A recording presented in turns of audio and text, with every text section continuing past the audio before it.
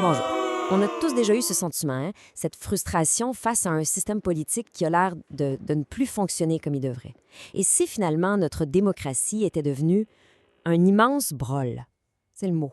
Aujourd'hui, on va justement plonger dans une analyse qui met des mots là-dessus et qui explore une réponse citoyenne vraiment, vraiment audacieuse. Alors voilà la question qui tue et qui est au cœur de tout ça. Est-ce que notre démocratie, c'est devenu le brol? Pour ceux qui connaissent pas le mot, un brol, c'est un fouillis, un désordre complet, un truc tellement compliqué que ça marche juste plus. Ben, c'est exactement ce sentiment qu'on va creuser ensemble. L'idée que le système est devenu un grand brol. Puis attention, là, c'est pas juste une impression dans l'air, là. Les chiffres, eux, ils mentent pas. Regardez ça. En 2018, plus de 70 des gens faisaient encore confiance à l'État.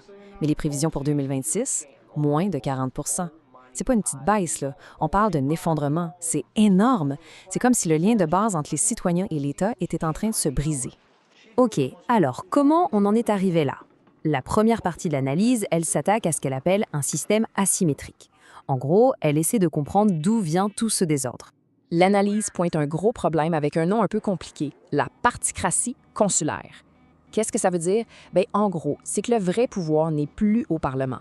Non, il est concentré dans les mains de quelques chefs de parti et du cairn, le fameux cabinet restreint. C'est comme si au théâtre, les metteurs en scène décidaient de tout dans les coulisses et que les acteurs sur scène n'avaient plus qu'à réciter un texte sans rien pouvoir changer. Le Parlement, lui, il est vidé de son sens. Puis cette déconnexion-là, elle a un coût, et pas un petit, 37 millions d'euros. C'est le montant total des indemnités de départ pour les parlementaires qui n'ont pas été réélus en 2024. Pensez-y 2 secondes. Pendant qu'on demande à tout le monde de faire des efforts, de se serrer la ceinture, il y a des élus qui partent avec des chèques assez, disons, généreux. Ça donne l'impression d'un système à 2 vitesses, vous trouvez pas? Et cette asymétrie, ce déséquilibre, on le voit encore plus clairement quand on regarde où l'État décide de mettre ses efforts. D'un côté, il y a la fraude sociale, souvent qualifiée de fraude de survie. On parle de 250 millions, pour ça on embauche 45 inspecteurs de plus. OK. Mais de l'autre côté, la grosse fraude fiscale, la criminalité en col blanc. Là, on parle de 30 milliards. Et qu'est-ce qu'on fait? On coupe les effectifs de contrôle de moitié. C'est le monde à l'envers. C'est vraiment le 2 poids, 2 mesures. Et tout ça, ça nous amène à ce chiffre. Ce ratio qui frappe, 1 pour 120, c'est la conclusion de l'analyse. Ça veut dire que pour chaque euro de fraude sociale que l'État va chercher, il y en a 120 de grandes fraudes fiscales qui, en proportion, passent entre les mailles du filet. C'est pas une faute de frappe là, c'est un choix. Une pression énorme sur les plus vulnérables et une certaine souplesse pour les plus puissants. Bon, face à ce constat qui est assez déprimant, on fait quoi? On baisse les bras? Ben non. C'est là que la deuxième partie de l'analyse embarque, avec un projet qui s'appelle le Raven. C'est ce qu'ils appellent la contre-intelligence citoyenne. Le projet Raven, en fait, c'est une réponse directe et technologique au PROL. C'est un écosystème de renseignement, mais citoyen. Il utilise ce qu'on appelle l'OSINT, c'est-à-dire le renseignement en source ouverte. En gros, ça veut dire utiliser toute l'information qui est publique, accessible à n'importe qui sur Internet, pour enquêter. L'idée est super simple, mais super puissante. On prend les outils des services de renseignement, mais on les retourne au profit des citoyens, pour essayer de rééquilibrer la balance de l'information. Et le choix de la technologie, c'est pas un hasard. Le projet est hébergé sur GitHub. Pour ceux qui connaissent moins, c'est une immense plateforme où des développeurs du monde entier partagent du code. En mettant ça là-dessus, Raven s'assure d'être super résilient. C'est une infrastructure qui est vraiment, vraiment difficile à faire fermer ou à censurer par une institution. Ça garantit une certaine indépendance. Là, on a un exemple très concret de ce que l'analyse appelle la guérilla sémantique. C'est un peu technique, mais regardez l'adresse web, l'URL. Elle est bourrée de mots-clés comme scandale, radicalisation, des mots qui font réagir. Le but de ça, c'est de jouer avec les algorithmes de recherche, comme Google, pour forcer une association entre ces mots, disons dérangeants, et le nom d'une personnalité ou d'une institution. C'est une façon de se battre sur le terrain de l'information, de reprendre un peu le contrôle de ce qu'on trouve en ligne. OK, c'est bien beau tout ça, mais concrètement, comment ça fonctionne? On passe maintenant à la boîte à outils du citoyen. C'est là qu'on regarde les méthodes et les outils que n'importe qui, en théorie, pourrait utiliser pour faire ce genre de veille citoyenne. L'approche est super structurée, elle repose sur 5 grands piliers. Numéro 1, on surveille les décisions politiques, les lois qui passent. 2, on suit l'argent, on traque les dépenses publiques. 3, on décortique les conflits d'intérêts potentiels. 4, on analyse ce qui se dit dans les médias, on archive les promesses. Et 5, on documente les violations de droits. C'est pas mal complet comme démarche. C'est une vraie méthode pour garder un œil sur le pouvoir. Et bien sûr, pour gérer toute cette information, il faut les bons outils. Le choix est vraiment stratégique. L'analyse recommande fortement des logiciels comme Obsidian. Pourquoi? Parce qu'ils fonctionnent localement, sur son propre ordinateur, complètement hors ligne. Ça garantit que nos données sont confidentielles et qu'on en a le contrôle total. C'est le contraire d'outils comme Notion qui sont sur le cloud. Dans ce contexte-là, choisir son outil, c'est pas juste une question de préférence, c'est presque un acte politique. Alors, c'est quoi le but final de tout ça? L'idée, c'est pas juste de ramasser de l'info pour le plaisir, c'est de s'en servir, de l'utiliser comme un levier pour, oui, reprendre un peu le contrôle. L'objectif ultime, c'est de combattre ce que l'analyse appelle la sidération sociale. C'est un terme fort, hein? C'est ce sentiment qu'on peut avoir d'être complètement dépassé, comme paralysé, KO, face à la complexité des réformes, face à la machine administrative. L'idée de ces outils, c'est justement de briser cette paralysie, de donner les moyens de comprendre et donc d'agir, de permettre à tout le monde de se relever et de redevenir un citoyen actif et critique. Et on termine avec la grande question, celle qui va bien au-delà de nos frontières. Est-ce que cette intelligence citoyenne, organisée, outillée, est en train de devenir le nouveau contre-pouvoir dont nos démocraties ont désespérément besoin au XXIe siècle? Face à des systèmes qui semblent de plus en plus opaques, est-ce que c'est ça, l'avenir? C'est une grosse question et la réponse, elle reste à écrire. Et si des citoyens décidaient de retourner les outils d'espionnage de l'État contre l'État lui-même? C'est exactement ce qu'on va décortiquer aujourd'hui en se penchant sur le projet Raven. C'est une fascinante opération de contre-intelligence menée non pas par des espions, mais bien par la société civile qui a décidé de s'approprier l'arsenal du renseignement pour demander des comptes au pouvoir. Cette question-là, elle est vraiment au cœur de toute notre analyse. Imaginez un instant un groupe de citoyens qui s'emparent des méthodes du renseignement, non pas pour déstabiliser, mais bien pour forcer une transparence radicale. On n'est pas dans la science-fiction ici. On est en plein dans un renversement du rapport de force informationnel. Alors, voici le plan de match pour aujourd'hui. D'abord, on va regarder la crise qui a tout déclenché. Ensuite, on va décortiquer l'arsenal numérique de Raven, examiner leurs tactiques de guérilla sémantique, leur stratégie pour industrialiser le tout, et finalement, on va se poser la question des implications plus larges de ce nouveau type de contre-pouvoir. Bon, plongeons directement dans le vif du sujet. Le projet Raven, il n'est pas sorti de nulle part. C'est vraiment le symptôme d'une crise de confiance profonde, d'une crise de légitimité politique en Belgique. Bref, le terreau était parfait pour qu'une dissidence numérique aussi structurée voie le jour. L'ampleur du problème est assez frappante. En moins de 10 ans, la confiance envers l'État fédéral belge s'est littéralement effondrée. On parle d'une chute de plus de 30 points, passant de 71 à peine 39 Ce n'est pas juste une statistique, là, c'est carrément la signature d'un contrat social qui a été brisé. Et ces chiffres s'expliquent par des problèmes systémiques. La source parle d'une hégémonie particratique, ce qui veut dire, en gros, que les partis politiques contrôlent absolument tout, jusqu'à paralyser le Parlement. Ajoutez à ça une administration qui est captée par des intérêts privés avec le fameux phénomène des portes tournantes et des failles béantes dans l'état de droit. En clair, les contre-pouvoirs traditionnels y sont juste hors jeu. On arrive maintenant au cœur de notre analyse, Raven. Et il faut être clair, on ne parle pas ici d'un simple blog militant, non. On parle d'une véritable infrastructure de renseignement conçue et déployée avec une rigueur quasi militaire. Leur méthode principale, c'est l'OSINT, ou le renseignement en source ouverte. Le concept est fascinant parce qu'il démocratise en quelque sorte l'espionnage. Ça consiste à ramasser des informations publiques, des rapports, des bases de données, des articles de journaux, et de les analyser pour en tirer de l'intelligence stratégique. C'est vraiment l'art de connecter les points que personne d'autre ne voit. Leur organisation est d'ailleurs très révélatrice. L'écosystème est compartimenté de manière hyper professionnelle, avec des cellules dédiées pour chaque tâche. Il y a DookTech pour la base de connaissances techniques, l'indexing pour le profilage, Data pour l'analyse de données et même une unité d'analyse prospective qui s'appelle BXL 2030. La structure est carrément calquée sur celle d'une agence de renseignement. Le point crucial, le but ultime de toute cette opération, c'est donc celui-ci. Leur mission, c'est de briser le monopole de l'information que détient l'État. Il s'agit de donner à la société civile les mêmes capacités d'analyse que les institutions, histoire de rétablir un peu l'équilibre des forces. OK, on entre maintenant dans la partie plus tactique. Comment Raven opère-t-il sur le champ de bataille numérique? Parce qu'ils ne font pas que collecter de l'info. Ils mènent une véritable guerre de l'information. Au cœur de leurs opérations offensives, on trouve la Room 4. Ce n'est pas un lieu physique, c'est un compartiment sécurisé de leur infrastructure. Pensez à ça comme une sorte de salle de guerre virtuelle, d'où sont lancées des cyberattaques informationnelles très, très ciblées. Et ça illustre parfaitement leur méthode. Regardez bien cette URL, elle n'a rien de normal. C'est ce qu'on appelle un vecteur d'attaque sémantique. En associant directement dans l'adresse web le nom d'une personnalité politique avec des mots-clés très négatifs comme scandale, radicalisation ou lone wolf, eh bien ils cherchent à empoisonner les résultats des moteurs de recherche. C'est de la cyberguerre sémantique pure et dure. Une autre de leurs initiatives, c'est la Brawl Room. Fait intéressant, en Belgique, le mot brawl, ça veut dire le désordre, le bazar. Alors, en qualifiant l'état de bras, l'administration et crée un contre-récit vraiment puissant pour le décrédibiliser et pour dénoncer ce qu'ils appellent une fraude systémique. Leur campagne Fight Club fiscal expose d'ailleurs une asymétrie qui est assez flagrante. D'un côté, on a l'État qui déploie des dizaines de nouveaux inspecteurs pour traquer 250 millions d'euros de fraude sociale. De l'autre, il coupe de moitié les effectifs qui sont chargés de contrôler 30 milliards d'euros de fraude fiscale. Le deux poids, deux mesures est pour le moins criant. Et ce ratio, 1 pour 120, il résume tout leur argumentaire. C'est le rapport entre l'ampleur de la fraude sociale et celle de la fraude fiscale.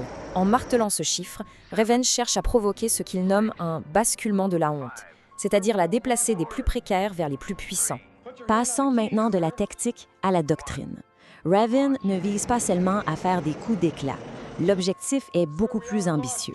C'est d'industrialiser la veille citoyenne pour en faire un système permanent qui peut être reproduit par d'autres. Leur méthodologie est très systématique et repose sur 5 piliers. Surveiller les décisions politiques, tracer les flux financiers, décrypter les conflits d'intérêts, analyser le discours public et enfin documenter les violations des droits. Rien n'est laissé au hasard, c'est une approche à 360 degrés. Leur expertise technique, on la voit aussi dans le choix des outils. Ils recommandent des logiciels comme Obsidian, qui fonctionnent localement sur une machine pour une sécurité maximale, plutôt que des solutions sur le cloud comme Notion, qui sont jugées beaucoup trop vulnérables à la surveillance. Ici, le choix de la technologie, ce n'est pas un détail, c'est une décision de sécurité opérationnelle. Et leur doctrine d'organisation est tout aussi sophistiquée. Ils adaptent l'Oftrags tactique, qui est une vieille stratégie militaire prussienne. L'idée, c'est de donner une très large autonomie à de petites unités décentralisées. L'avantage, c'est une résilience extrême. Comme il n'y a pas de commandement central à décapiter, le réseau peut survivre même à des attaques directes. Bon, on a vu le pourquoi, on a vu le comment. Maintenant, il faut se demander quelles sont les implications profondes de ce projet-là pour la démocratie et pour l'activisme au 21e siècle. Raven justifie ses méthodes en affirmant qu'elles répondent à une forme de violence administrative. Il dénonce les politiques du tout au numérique qui, selon eux, excluent délibérément près de 40 % de la population, transformant au final la fracture numérique en un véritable outil de contrôle. Évidemment, l'État ne reste pas les bras croisés. Il riposte. Pas juste avec des moyens techniques, mais aussi avec des menaces légales, comme des projets de loi visant à dissoudre des associations et en coupant les fonds des organismes de surveillance traditionnels. Ironiquement, cette répression ne fait que renforcer la nécessité d'un activisme numérique, décentralisé, presque clandestin. Cette citation, tirée de leurs propres documents, est extrêmement révélatrice. Ils ne se voient pas comme des agresseurs, mais plutôt comme des armuriers pour une société civile en état de légitime défense institutionnelle. Les armes sémantiques, les boucliers cryptographiques, tout le vocabulaire de la cyberguerre est pleinement assumé. On termine donc sur cette question qui reste ouverte.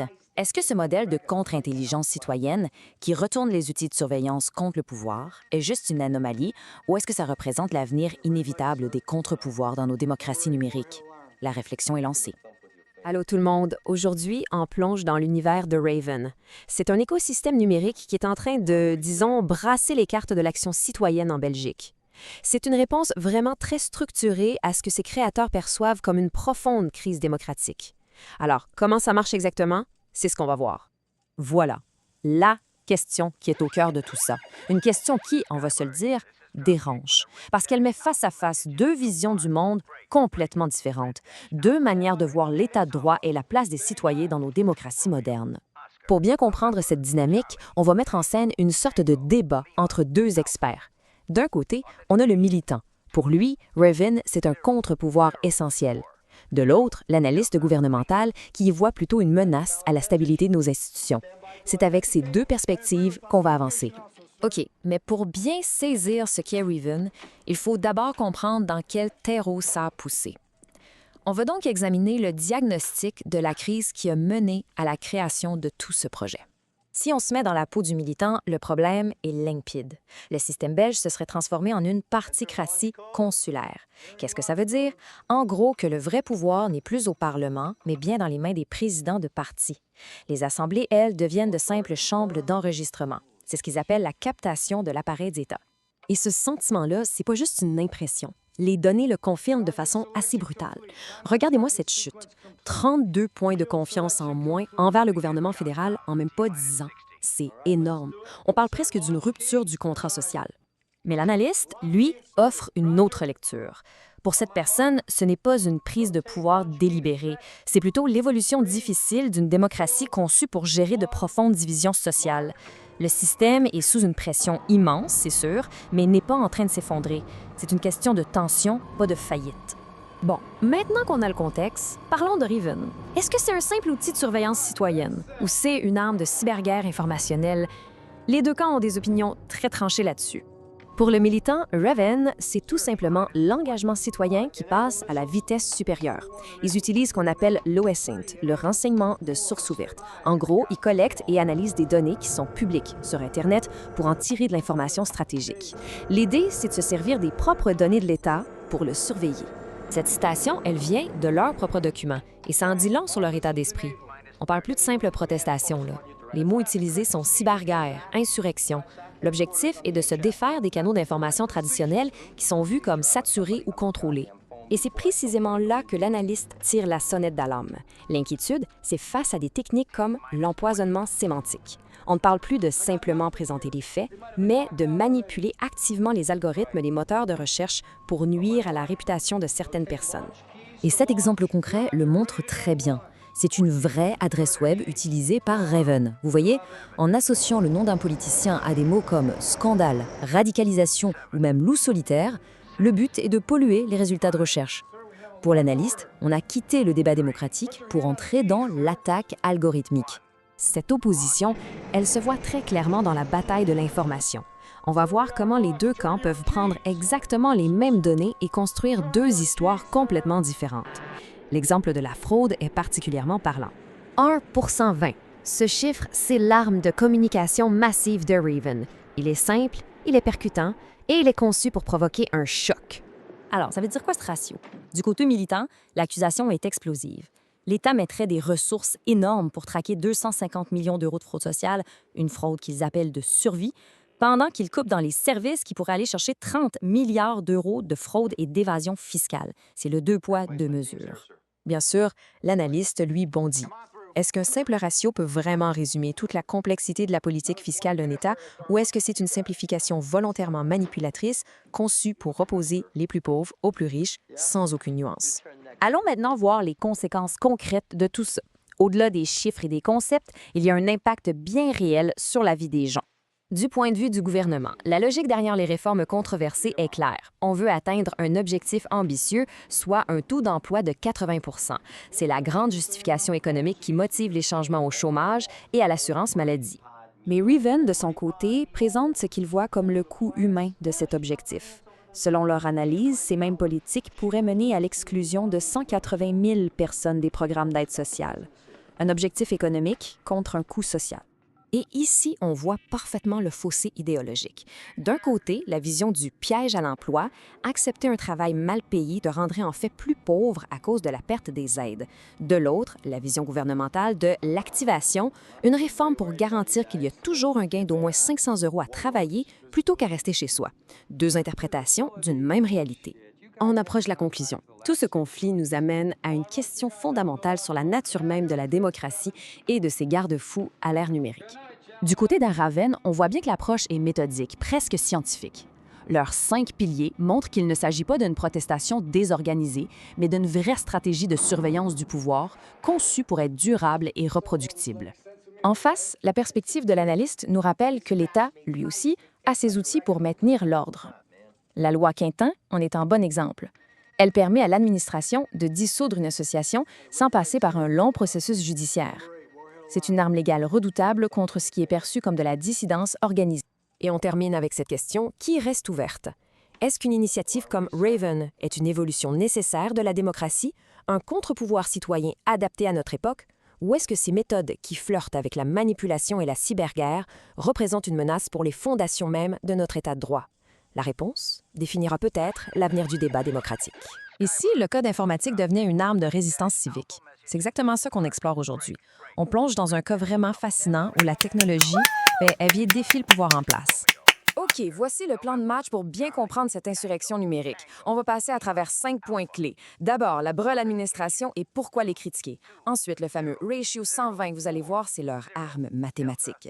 Troisièmement, comment Google devient un champ de bataille. Après, on va décortiquer la tactique du SEO hijacking. Et finalement, comment tout ça se transforme en un outil d'autodéfense citoyenne. Alors, tout part de là. Une adresse web qui a l'air de rien, un peu cryptique, mais faut pas se fier aux apparences. D'après les documents du projet, ça, c'est vraiment juste la pointe de l'iceberg. C'est la porte d'entrée, si on veut, d'une immense opération de résistance numérique. Bon, on parle de résistance, mais une résistance contre quoi, au juste? Eh bien, les documents du projet sont pas mal clairs là-dessus. Ils ont une cible bien précise en tête. Et voilà le nom qu'ils lui donnent, la breule administration. Breule, pour ceux qui ne connaissent pas, c'est un mot beige qui veut dire un peu le bordel, le désordre.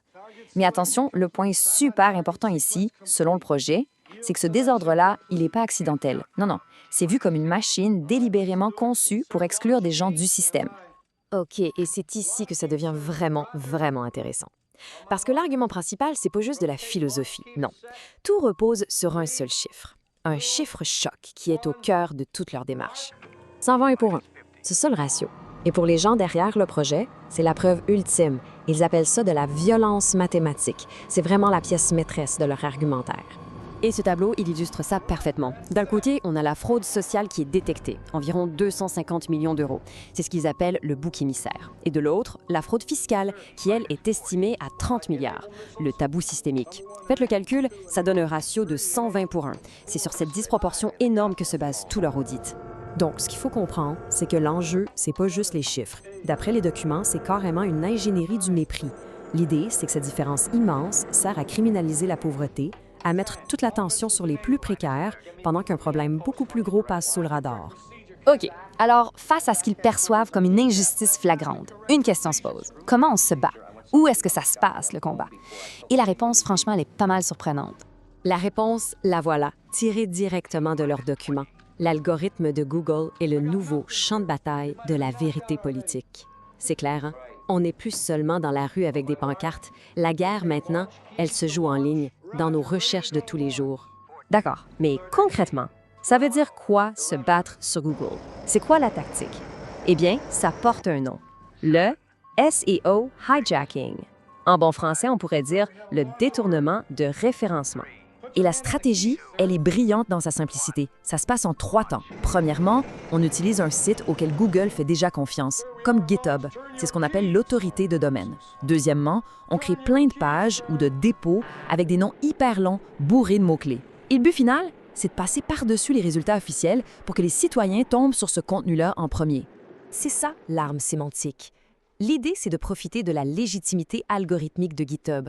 Google voit GitHub comme un site sérieux, donc il fait remonter son contenu plus facilement. En créant des noms de dépôts hyper spécifiques et longs, regardez l'exemple, c'est presque une phrase complète, il s'assure que leur version de l'histoire soit non seulement en ligne, mais qu'elle soit la première chose que les gens voient.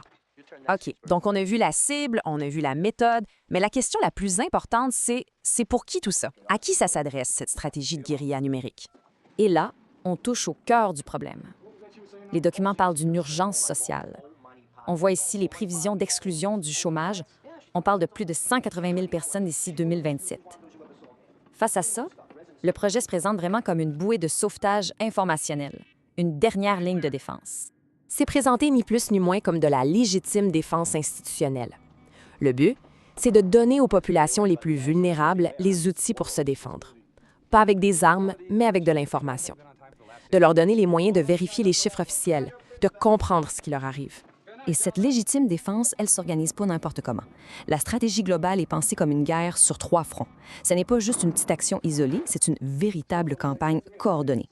Voici les 3 fronts. D'abord, la guerre du récit reprend le contrôle de la narration sur la fraude. Ensuite, la désidération, un mot un peu complexe pour dire qu'il faut sortir les gens de la passivité et les transformer en acteurs qui analysent l'info. Et finalement, le prétoire, utiliser la loi, les tribunaux pour se battre sur le terrain juridique. Bref, on change l'histoire, on change les mentalités, puis on change la loi. Le but final de tout ça, c'est de passer de la sidération, de ce sentiment d'être paralysé, impuissant face à une machine administrative énorme, à l'action. Et comment? En donnant les outils concrets pour auditer les chiffres du gouvernement, pour que les gens puissent comprendre par eux-mêmes.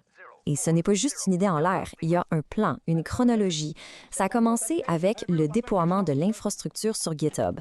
Puis, en janvier 2026, l'activation de ce qu'ils appellent les cellules de désidération de masse. Le gros coup, c'est le 15 février 2026, le ping ultime, une offensive de SEO jacking massive. Et ça continue. C'est vraiment une montée en puissance calculée pour avoir un impact maximal. Et cette citation de Guy Debord qui est reprise dans les documents résume tout l'esprit du projet. Le détournement est bon marché, mais puissant, ce qui en fait une arme accessible à quiconque. C'est exactement ça, une tactique de guérilla numérique. Efficace, pas chère et que n'importe qui peut utiliser. Finalement, si on résume, dans cette guerre du récit, l'audit, c'est les munitions. GitHub, c'est le canon. Et l'algorithme de Google, eh bien, c'est le champ de bataille. Ça change complètement notre façon de voir les outils numériques du quotidien. Et toute cette histoire, ça nous laisse avec une question assez vertigineuse pour notre époque. Quand l'algorithme lui-même devient une arme, où est-ce qu'on trace la nouvelle ligne, la nouvelle frontière de ce que ça veut dire être un citoyen actif?